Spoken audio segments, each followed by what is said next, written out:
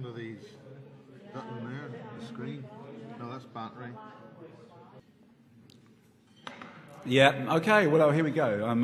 My name's Colin Woolford, that's me up there, and the presentation is called Music, Movies and Metaphors, 2012 and beyond. I spent 22 years studying this subject, so I've done my time, and here I am. This is my first actual ever talk, and I'm going to present to you some hopefully interesting information. So let's get on with it, because I've only got about half an hour, so...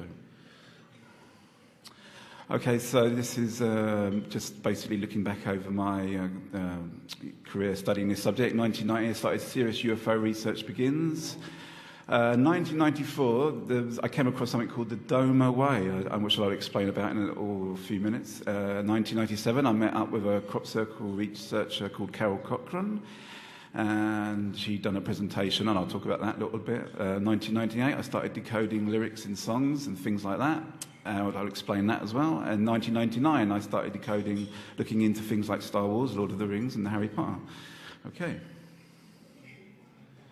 So this is where I was doing some heavy UFO research, and I purchased this document from the Forbidden Planet in London. It's a popular science fiction and magazine bookstore. And I sort of just buy anything that catches my eye, basically. And this one's called The Extraterrestrial Papers, and it was published in 1994 by Abelard Productions. And it led to some interesting things happening. Okay, so we'll just move on from that. Okay, so I don't know if you can read this. Oh, you can actually see it up there. Okay, so this is just the splurge from the opening of that thing. It says, on a hot summer's night in 1993, the author was sleeping in the wood near his home in Canada. Suddenly, the night air filled with a strange sound, and a glowing object hovered nearby. Tony established a telepathic bond with the ETs inside the craft, who continued to communicate with him via messages, actually mailed and left in his mailbox. Here is proof ETs mean us no harm and have a strong spiritual message for Earthlings. Definitely not science fiction. Okay. Basically, he was getting these messages from this person claiming to be of some off-world source. It wasn't quite clear whether he was actually an extraterrestrial or he was born here and he had some sort of connection with ETs. Must have been about, I think I only got on the internet sort of the late 90s, but I was doing some research because I couldn't find anything other than this document, and it had some really tantalizing information in it. And I just put in a Google search and with some of the more obscure words in that document, and then I found there was a whole website that was sort of set up around that time, 1994. And this is the Doma. I just explained. Let me just read that. The coming of the Elohim, which is some people see that as these higher beings that are off planet and looking down on us or taking care of us, or possibly ET or angelic beings. I'll just explain, if you can see that in the top corner, the way by this, the actual thing, Doma is the daughters of Ma, which is actually to do with Mary. I believe this is some sort of connection with the Mary, that sort of Mother Mary type being, cosmic type being. But anyway, I'll just read this in case you're concentrating on your food. So the coming of the Elohim. Over 50,000 years ago, the planet Earth was visited by a race of beings from what is known as the Collective. The Collective is comprised of many different races who work together for their mutual benefit. All of these races, with but one exception of the human species. I'm not sure if that was referring to possibly a reptilian or something, but I'll carry on. These humans are the same genetically as those found on the Earth. They are from 3 main colony zones. And this is quite important because you'll find a lot of this information of these beings coming from Sirius, Orion, and the Pleiades. And that's quite these ones crop up time and time again if you've done your homework, if you've done your research. Okay, so let me just move on. I'm going to jump a bit here because I'm just going to talk about and then just kind of tie this in together. This is a diagram of the Dulce facility. I don't know if people are aware of that. There's a lot of stories that have been coming out for a long time regarding an underground facility in America, the Dulce base. And I'll just quickly read this. This is an alleged diagram that was drawn by one of the technicians who went by the name of Thomas Costello. It came to light when the security officer, Thomas Edwin Costello, spilled the beans on a document known as the Dulce Papers, which he circulated in the early 80s.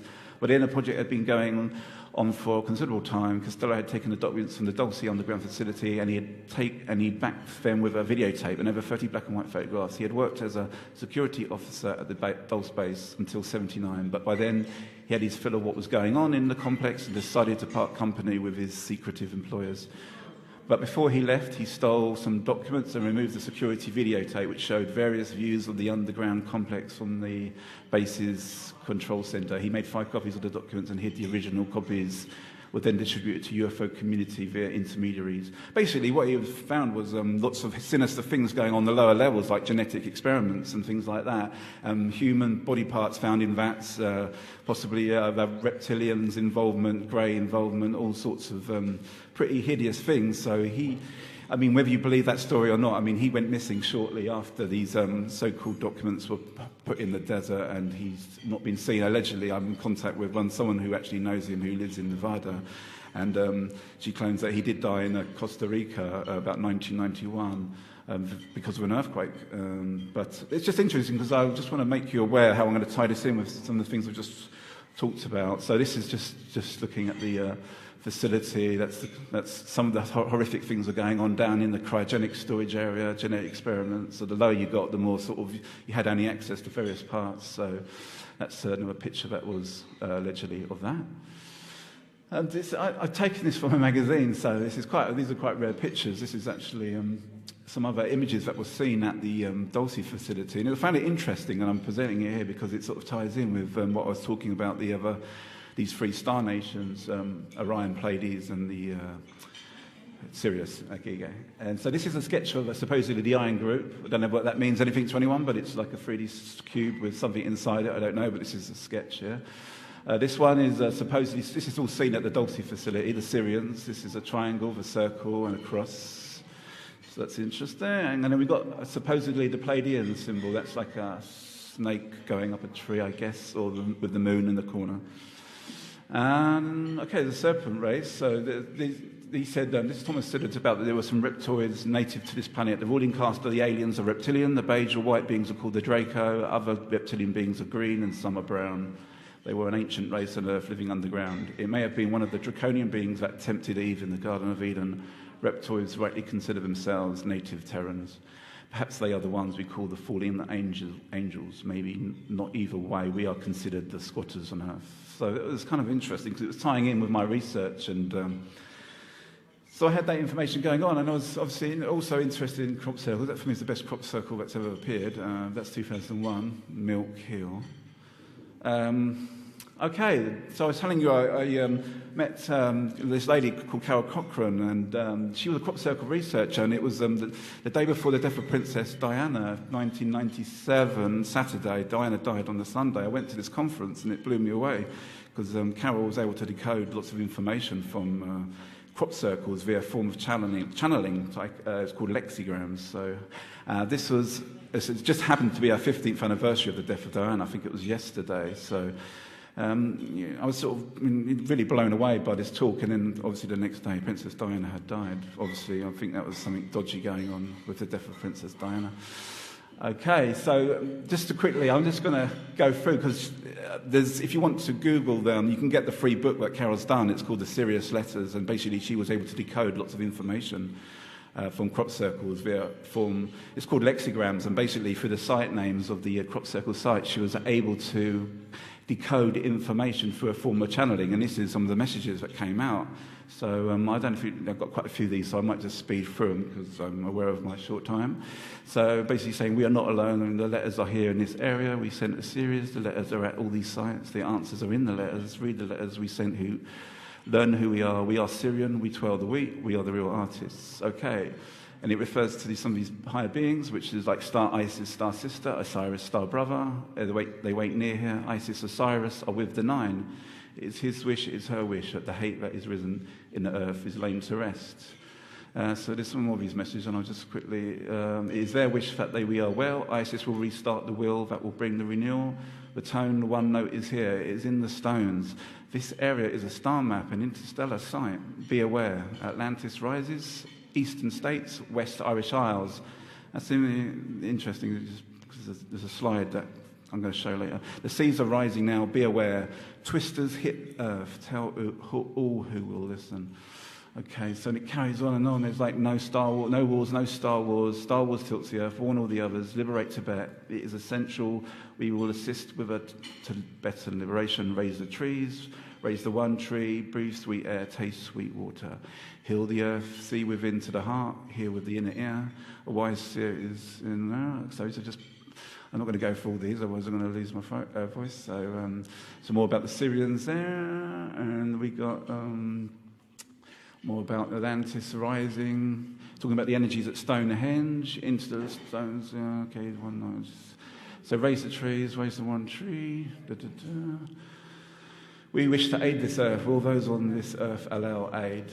We are those who wish not to aid the earth and will not aid earth. We are those who will see the DNA and the asteroid art, see the signs. We are the real artists, and so on. We are Syrian, no Star Wars. Okay, just give you an idea how so many of these messages will assist. It talks about ascension here. If you follow the New Age stuff, there's a lot of talk about ascension and a shifting consciousness, which is supposedly on its way, and maybe we're in the process of that. Okay, so Isis will start the renewal. Isis with the 9. It's important about the 9, but I can go and indicate. Is it time to start to end the old order? Time to bring an end to the relentless totalitarian dogma? Isis, Osiris are ancient ones, not gods. Starships enter ionosphere. Okay. Talking about the rain, something to do with these big twisters that are coming. We've seen a lot of strange weather over the last few years, so that could be something very important. This time, the last steel. There's a lot of claims that Jesus actually was walking around in the West Country area, and there's lots of stories that Joseph Arimathea came and visited, and he was there possibly as a young child even, and that seems to be coming across in these messages that Carol's brought forward. So again, it's talking about Ra, seals of sacred. It's interesting, this Ra and Ma thing. I'll be going just quickly a little bit into that in a second. So talking about Hermes, Gabriel, Michael, Isis, Osiris. Okay, Indian elders told of the last world and of the new world ahead. Do not be afraid. Tell all who will listen not to be afraid. There will be here on earth to assist. Who do not wish to assist? So, this is all very interesting. Of course, it could be absolute nonsense. Anyone could sort of come out, you might say, but, I'm prepared to look into these things and see if there's any truth to it. And I was quite heavily into it, so I thought, well, that's kind of interesting. And I was doing some research, and Isis, Osiris is associated with Egypt and things like that. Okay. This is kind of interesting. Talking about at the bottom there, the Ashanic artistry, 12s a week. Ashanic scribes create secret letters. See Ashanic creativity and artistic ability in the blue scarab race. That blue in colour is important because we talk about some of these blue type ET beings, which I think David Griffin's been talking about recently. That's talking about this area. Okay, there. So you probably.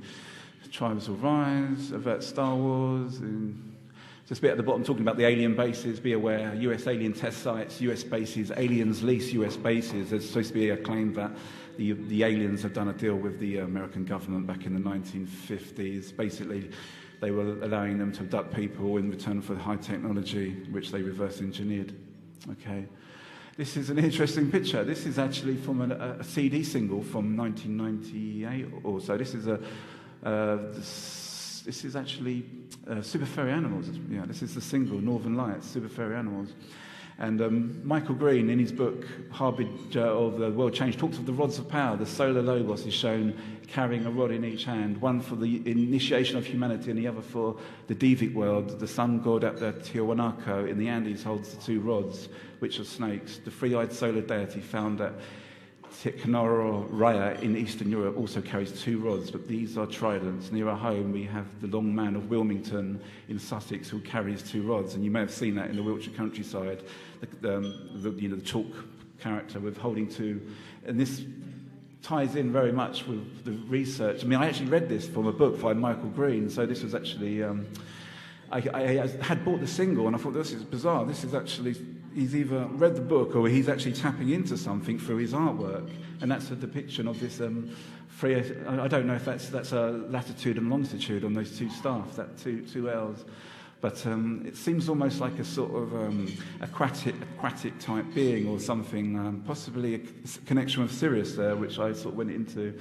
So that was a crop circle I went into this year with Mars. I think it was the only crop circle I went into, but that was a good one, so that's just in there for show.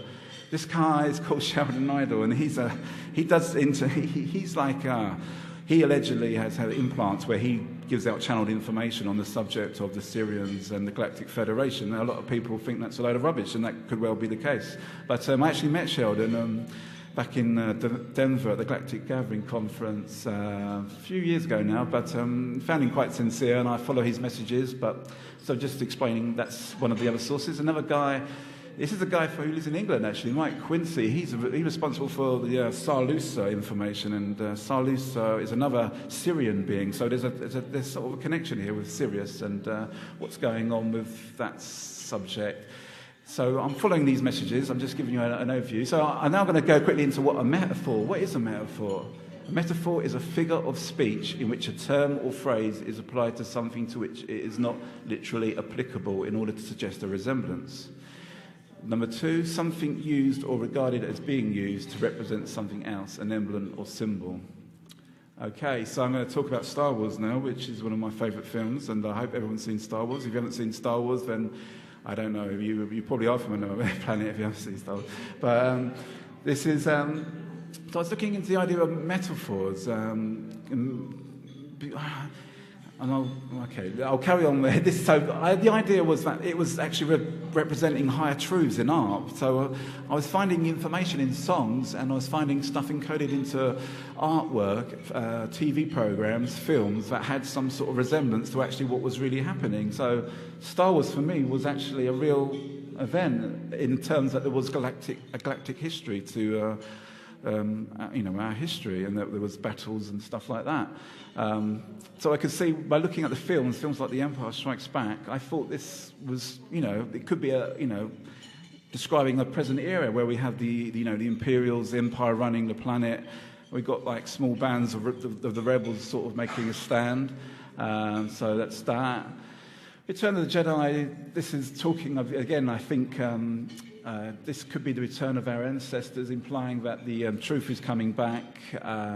Also, this Jed word, this Jedi, it ties in with the Jed pillar, which is supposedly very important in the Egyptian culture. It was the backbone, seen as the backbone of Osiris, and we represented the return of the truth coming to the planet. Phantom Menace could be construed as being false flag operations, because they obviously, like 9/11 and things like that, that was very much seen as obviously a false flag for people who believe that was not done by who it was said was done. That was, basically some sort of shadow government or secret cabal. Attack of the Clones, an army built by the Dark to take control during the end of the cycle, because some people see we're at the end of the cycle. There's been lots of claims that there's clones. James Casbolt, such and such. Michael Prince testimony. Also high-profile people, presidents replaced by clones. That's been the claim. Even the Pope the last Pope, the one, John Paul, I think, was claimed to be a clone. But this is quite wild stuff. But hey, it's out there, and these films are representing some of this information. There's another one. I thought there was like a snake sort of element to that, so I just put that in there as the snake, this dark element. It's again just talking a bit about this part in the later films where they activate, they create this order, and there's always been this idea that there's these sleeper agents and things like that. Okay, so Darth Vader is actually a representation then. Who is that? That's apparently in Dutch that meant father. There's things encoded into the names of the Star Wars characters, I believe, and the Anunnaki are actually represented by Anakin Skywalker in the Star Wars films, because if you think about we'll do the breakdown of the name and why that would represent the father aspect. The Anunnaki, just for a bit of background, they have claimed to be the people that have had a role in the creation of mankind. Very much, possibly not the original seeding of mankind, but certainly been running things down here for possibly the last 12,000 years or so. So I actually think that what the film is actually representing is the father aspect, which is the dark aspect, is confronting mankind, which was portrayed at the end of the Empire Strikes Back. Luke Skywalker then would represent mankind, the young offspring of the Anunnaki, and that's what the Star Wars film is actually about. So basically, this is just a clip from when he wants. This is mankind finding out the father aspect is, which he's not too happy about. This is what's going to happen, I believe, over the next few months, or it's going to come out, basically. And this is him getting his ass kicked by Darth Vader because he's obviously angry. It's like an immature version of mankind. This is Luke Skywalker, facing him a second time. This is really interesting. This is some of the character names. This is Mon Mothma, who's the supreme leader of the Rebel Alliance. This is a coded information into the names here because this Mon thing comes up. If you I did a lot of research into the Mon talk, and it sort of means a hidden god type thing. This Mothma is very interesting because it comes up with a cross between mother, and it's to do with the feminine as well, which is Ma, which is the opposite of the Ra. So you've got Moth-Ma. It's an interesting, that's a strange name to have as a character. I know that George Lucas come up with some interesting names, but it's interesting that the aspect, she's actually a human woman, but the actual being, the Mon Calamari, which is what these aquatic beings are behind them, that is actually not related to Mon Mothma. I mean, she's a leader of the Rebel Alliance, so why have they got the same name? They both have Mon at the beginning, which implies that they mean something. Calamari, obviously, you associate that with fish, and there's some deeper thing there, I think, reflecting the Syrians and stuff like that.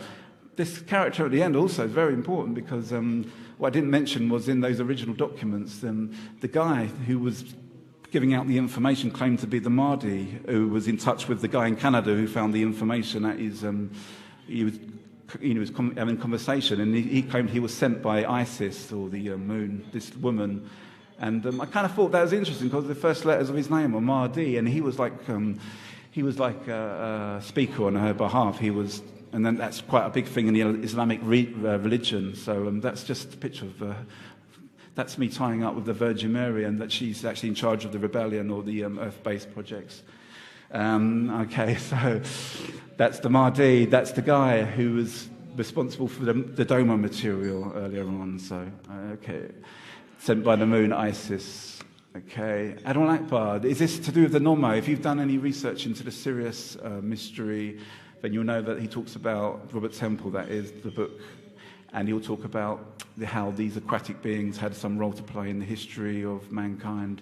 So I'm thinking, well, this is interesting. He's like a fish-type being. So is he representing the Syrians in some ways? So, and again, his name sort of implies that if you're familiar with the Islamic religion, then you'll know that the Allahu Akbar is actually an expression of faith. So you can see how there's something going on in the creation by George Lucas of the words and everything into Star Wars, and I think there is high truths there. And okay, that's just talking about an idea of there might be a shield. So this is an interesting thing. This is the carbon freezing chamber scene. I don't know if everyone's seen this is from The Empire Strikes Back. So I actually thought this was a depiction of Jesus on the cross, believe it or not. So how did I get to that? Well, it's you could reinterpret these stories as being Lando Calrissian betrayed Han Solo, and so you could see that, and you could see that as a depiction, this round circular. He was literally being put into carbonite, and it's very similar to what was happening. Jesus, you could say that it was a metaphor. It was implying that there was higher truths in it. So you could say also that maybe is a reflection of Jesus and Mary, maybe. That's after, just I'm a bit of a Star Wars fan, so I did a bit on there. So you got the Jesus on the cross. You could say that was a representing maybe of Jesus on the cross. The Turin Shroud. That could be a representation of that. The resurrection. Is it true? Not many people believe in that, but... Okay, so that's just another thing with just looking at the actual names of the characters. The Pleiades is... I had problems spelling the Pleiades. I never knew how you could always spell it, and I found out that you can actually go into the name Princess Leia and see that as... that's how I learnt to spell the Pleiades. I think, again, that was encoded with information, so... something more there. Then you got even the actress. It's kind of interesting. The people who played these, I found there was higher meaning. There were synchronicities there. So you had Princess Leia there, and this again very interesting. Han Solo, and why is he called Solo? I mean, we know in biblical time there's this Solomon character, which was the son of David. So definitely something there, and it's interesting. It matches up with Mon, which we were talking about earlier, which is Mon Mothma, the Mon Calamari. So does that imply there's some sort of Syrian type thing? And that's just some. I think that again was encoded into the Star Wars. Luke Skywalker, we talked about earlier, son of Anakin. I think that is basically mankind represented by the spinning son of Anunnaki.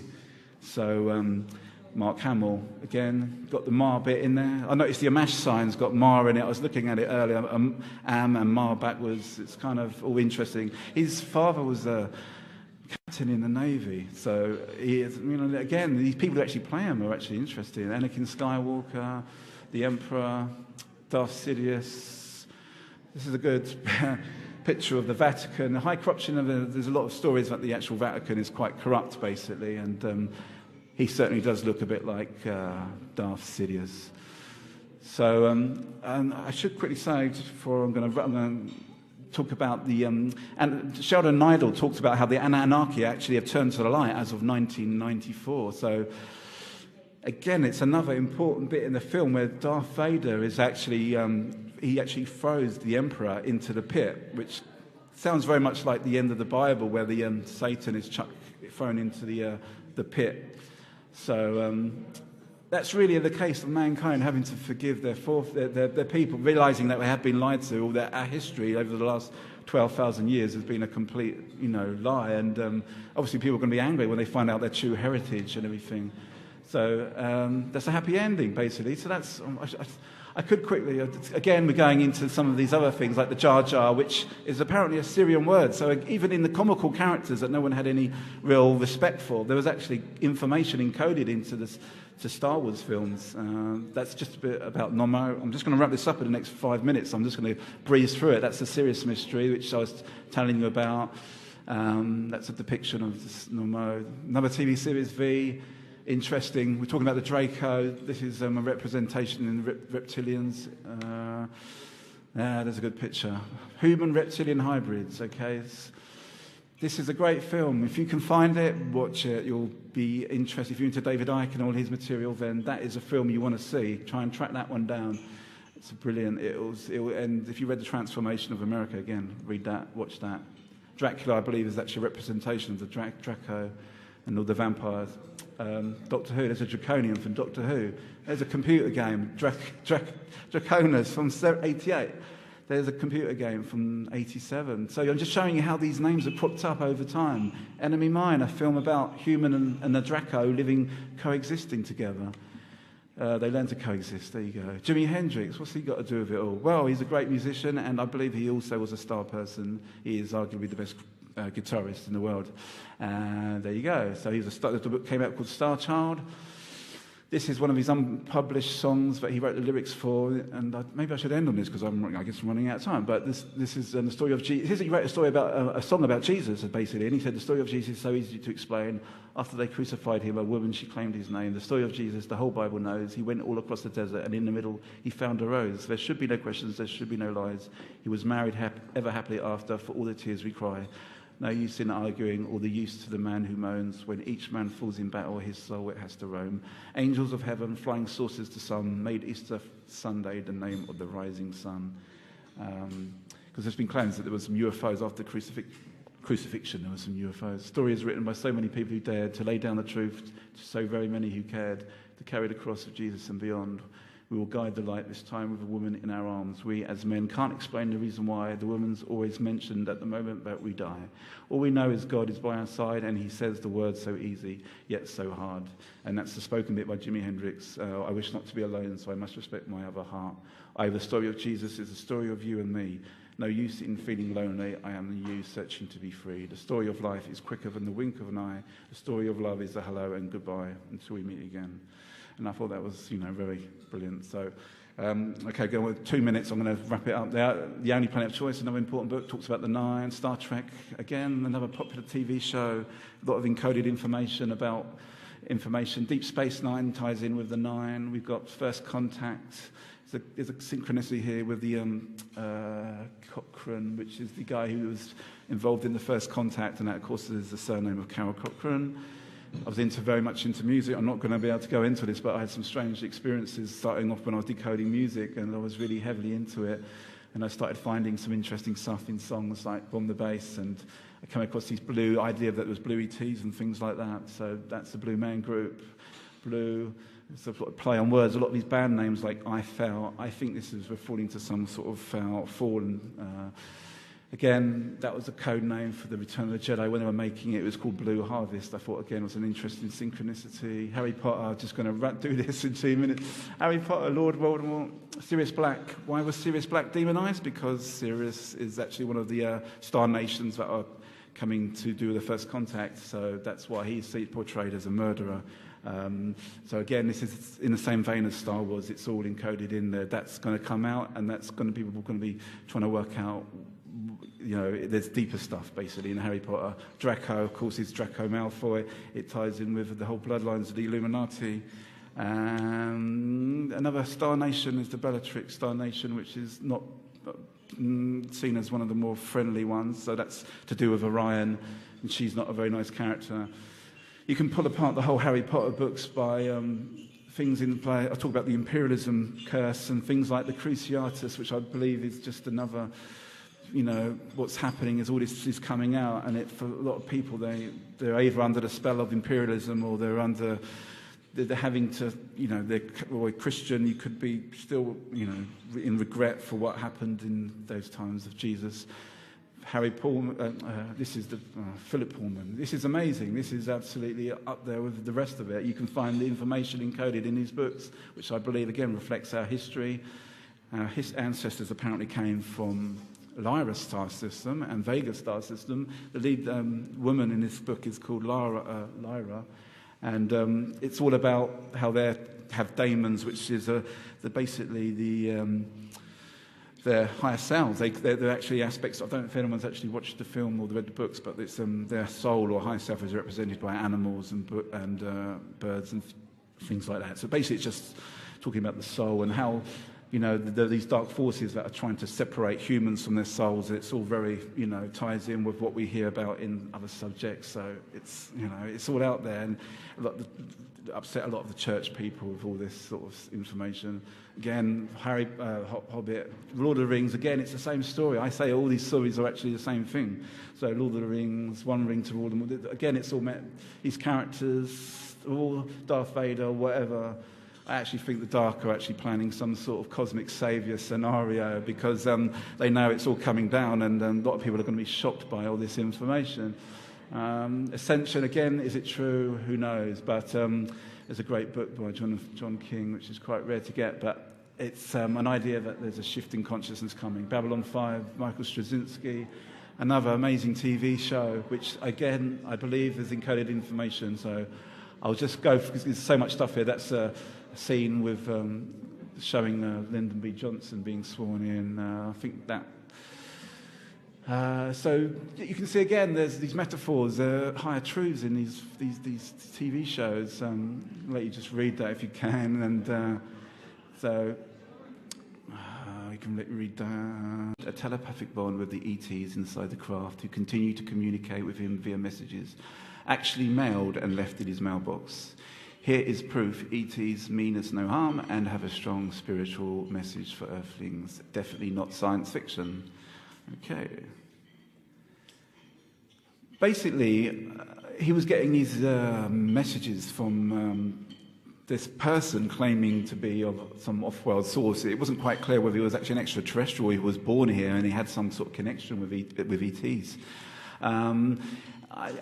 Must have been about, I think I only got on the internet sort of the late 90s, but I was doing some research because I couldn't find anything other than this document, and it had some really tantalizing information in it, and I just put in a Google search and for some of the more obscure words in that document, and then I found there was a whole website that was sort of set up around that time, 1994, and this is the Doma. I just explained. Let me just read that. The coming of the Elohim, which is some people see that as these higher beings that are off planet and looking down on us or taking care of us, or possibly ET or angelic beings. I'll just explain that if you can see that in the top corner, the way by this, the actual thing, Doma is the daughters of Ma, which is actually to do with Mary. I believe this is some sort of connection with the Mary, that sort of Mother Mary type being, cosmic type being. But anyway, I'll just read this in case you're concentrating on your food. So the coming of the Elohim. Over 50,000 years ago, the planet Earth was visited by a race of beings from what is known as the collective. The collective is comprised of many different races who work together for their mutual benefit. All of these races, with but one exception of the human species. I'm not sure if that was referring to possibly a reptilian or something, but I'll carry on. These humans are the same genetically as those found on the Earth. They are from 3 main colony zones. And this is quite important because you'll find a lot of this information in lyrics in songs and things like that. I'll explain that as well. In 1999, I started decoding, looking into things like Star Wars, Lord of the Rings, and Harry Potter. Okay. So this is where I was doing some heavy UFO research, and I purchased this document from the Forbidden Planet in London. It's a popular science fiction and magazine bookstore. And I just buy anything that catches my eye, basically. And this one's called The Extraterrestrial Papers, and it was published in 1994 by Abelard Productions. And it led to some interesting things happening. Okay, so we'll just move on from that. Okay, so I don't know if you can read this. Oh, you can actually see it up there. Okay, so this is just the splurge from the opening of that thing. It says, on a hot summer's night in 1993, the author was sleeping in the wood near his home in Canada. Suddenly, the night air filled with a strange sound and a glowing object hovered nearby. Tony established these beings coming from Sirius, Orion, and the Pleiades, and that's quite these ones crop up time and time again if you've done your homework, if you've done your research. Okay, so let me just move on. I'm going to jump a bit here because I'm just going to talk about and then just kind of tie this in together. This is a diagram of the Dulce facility. I don't know if people are aware of that. There's a lot of stories that have been coming out for a long time regarding an underground facility in America, the Dulce base. And I'll just quickly read this. This is an alleged diagram that was drawn by one of the technicians who went by the name of Thomas Costello. It came to light when the security officer, Thomas Edwin Costello, spilled the beans on a document known as the Dulce Papers, which he circulated in the early 80s.